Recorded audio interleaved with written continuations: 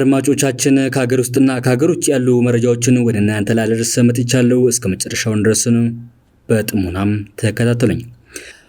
የባለ 40 ወለሎች ፎቅ ያህል የሚረዝመው የዓለማችን ትልቁ የስፔስ ኤክስ ሮኬት በሙከራ ላይ እያለም ፈነዳ።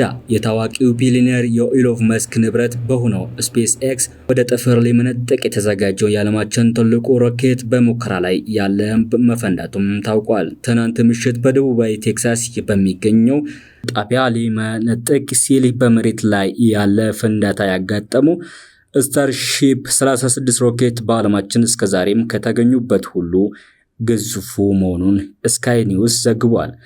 አጠቃላይ ቁመቱ የባለ 40 ወለሎች ፎቅ ያህል ወይም 120 ሜትር እንደሚረዝምም ነው የተነገረው። ዝግጅቱ በርካታ ወራትን የፈጀው እና $90 ሚሊዮን ወጪ የተደረገበትን ስታርሺፕ 36 ትናንት በሙከራ ላይ ያለ በፈነዳበት ወቅት በሰው ሕይወት ላይ ያጋጠመ ምንም አይነት ጉዳት እንደሌለም ተገልጿል። በአዲስ አበባ ከመጋቢት ወር አንስቶ ተጨማሪ 100 የኤሌክትሪክ አውቶቡሶች ወደ ስራ ገብተዋል።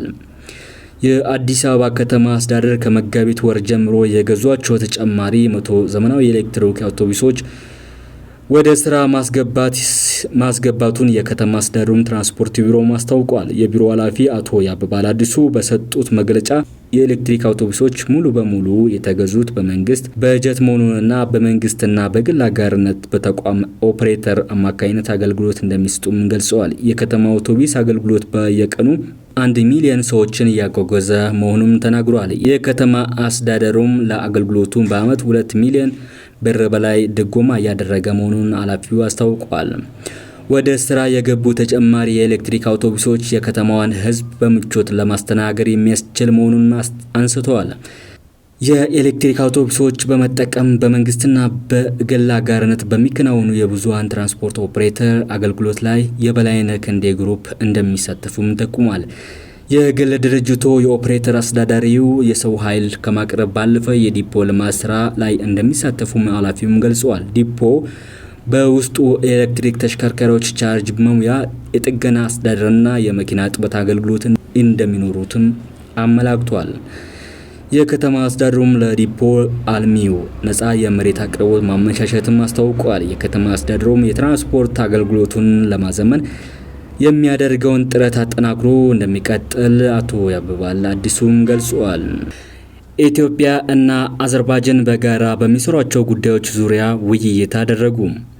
ምክትል ጠቅላይ ሚኒስትር ተመስገን ጥሩነህ በዛሬው ዕለት ባዘጋጇቸው ሪፐብሊክ የፐብሊክ ሰርቪስና ማህበራዊ ፈጠራ ተቋም ሊቀመንበር ሚስተር ኦሌቮ ሚዲዮቭ እና በኢትዮጵያ የአዘርባይጃን አምባሳደር ረሱላን ናሶቢዮቭ የጋራ ውይይት ማድረጋቸውም ተገልጿል።